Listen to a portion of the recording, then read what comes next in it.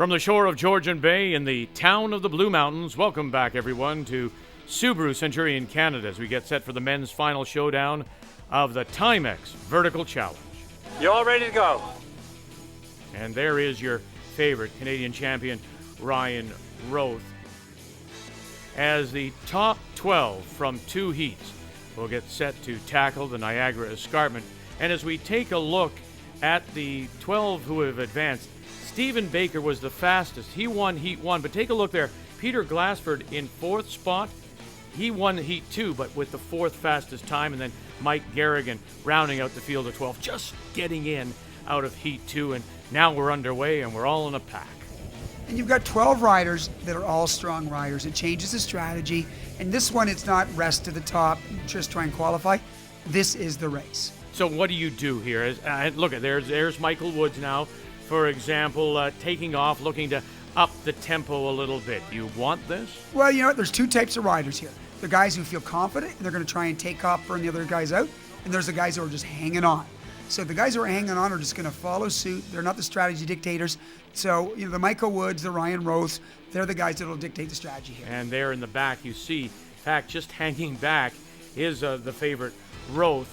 As we're on board now, on the bike of Brandon Etzel from St. Catharines. Always find this fascinating in auto racing.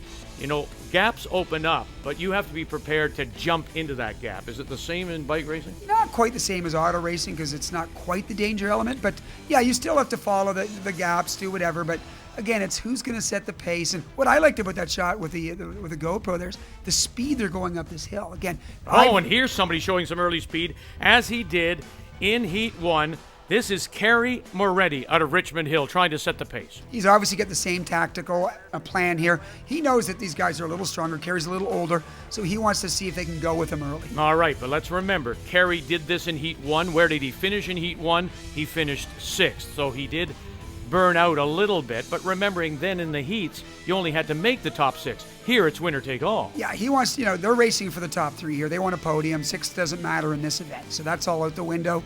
And then, and Kerry, he knows what he's got in the tank, and he's a light guy. He's a great hill climber. He won the Lake George hill climb, so, he's someone that they have to actually pay attention to. And we see some riders actually make little bursts of speed and then fall back, a little bit more of a push, and then fall back. Tactic? Yeah, total tactic here. Again, they say there's only so many candles to burn in your legs in cycling. So, every time you do one of those pushes, you burn one of those candles, and hopefully by the top, half the guys' candles are gone for the stronger riders. That's what they're hoping for. All right, currently in 2nd place, and now falling back here as we get a little bit of a push forward. Again, sprinting, trying to use up, maybe burn somebody else out.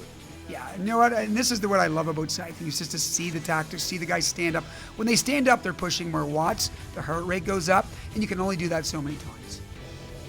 Galen Merritt out of Waterloo making the break. And this is where it gets tough, because now the camera belies the actual gradient. We have really started to go uphill here. The early part of this hill is about 8 degrees. Now they're getting in that 12 to 14 degree pitch. When it gets 12 to 14 degrees, now it's about suffering. Who is willing to suffer and who can suffer out there?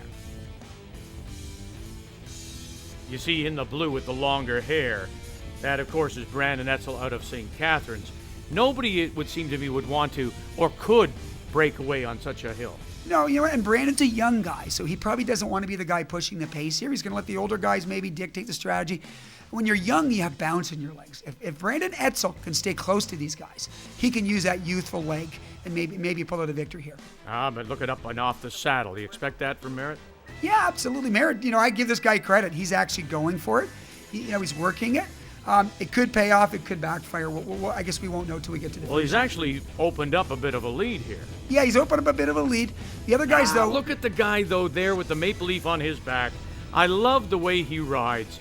I mean, you rarely see him out of the saddle, and that bike is always so still. And look there comes Stephen Baker from Hamilton in the yellow. So Baker's making a move on the outside. Yeah, you know what? And this is where the race is right now. And Ryan Roth, though, he's the guy that's got that extra gear. He proved it at the Horseshoe Valley event, and he knows that. You're going to see him go somewhere here and separate the field somewhere.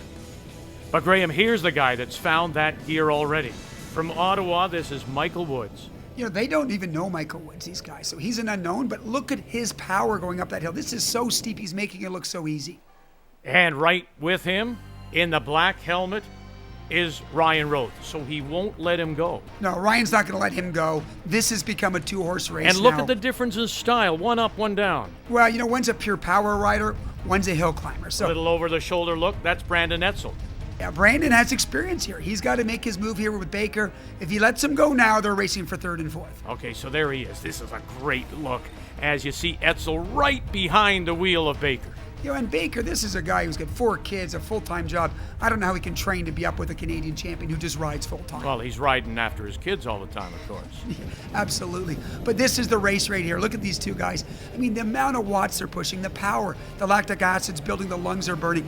This is going to come down to a mental battle. between Okay, these so he's two. starting to make his move. He's on the back wheel now. Again, it comes down to, talk to me a little bit of just about the gearing here. What allows him to sit when one has to stand? You know, these guys know how they push the watts better standing, sitting. But Ryan is standing up now. Now he when, makes the when go. push comes to shove. There he goes. You got to stand up when it's time to go. He's trying to separate him now. And look at those quads, the power that Ryan can push. That's why he's a Canadian champion. So the Canadian champion has moved into the lead, and look at how he's gapped him already as he crests the hill of the Niagara Escarpment. A little look back and crosses the line. Your winner from Guelph, Ontario is Ryan Roth, followed by Michael Woods. And here's the battle for third place. And Barrie, Ontario's Will Elliott is now in the mix. On the outside, that of course is Stephen Baker. Look at Brandon Etzel. Here's the push. Etzel, who's carrying our onboard camera, up out of the saddle. And it will be Brandon Etzel from St. Catharines cresting the hill to take third place. Will Elliott of Barrie fourth. Stephen Baker of Hamilton fifth, in a wonderful ride by Ryan Roth, the Canadian champion, who wins by 5 seconds. Oh, it was fantastic. It was super fun. There was, a good amount of people on the hill. Harder than the first heat, for sure. Yeah, I had to go all out for that one. I'm a kind of guy that likes a sporadic tempo, so I was doing a lot of attacks throughout the climb, trying to eliminate those guys that like riding a steady pace. And I was hoping that would result in me getting the win, but obviously Ryan's a world-class rider, and it was tough to shake him.